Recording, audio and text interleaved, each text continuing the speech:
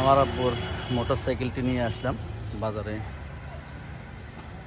Service করার জন্য। আমারটা দিয়ে আসলাম সুজুকি সার্ভিস সেন্টারে। আমার বাইকটি এখানে দিনে যেহেতু আমার ওখানে সার্ভিসের দেয়া আছে, তো এখানে নিয়ে আসলাম। আসলে অনেক বাইক তারা শেষ করতে পারতেছে না সার্ভিস করে, সম্পূর্ণ সব বাইকগুলি পানির নিচে ছিল। তো আমার আব্বুর মোবাইল বাইকটিও এখানে পড়ে আছে। আমি সকালবেলা দিয়ে গেছি, এটি এখনও যেভাবে দিয়ে গেছে এভাবে রয়েছে। সো হয়তো কিছুক্ষণের ভিতরে এইটি কাজ করবে তারা,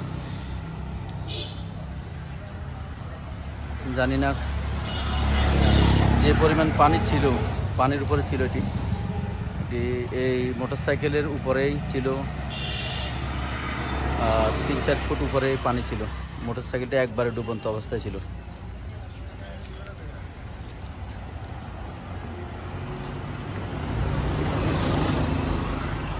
অনেক গাড়ি এখানে সার্ভিস সেন্টারে,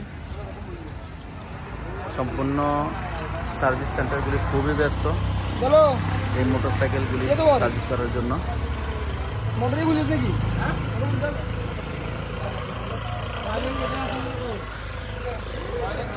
99% মোটরসাইকেল পানির নিচে ছিল।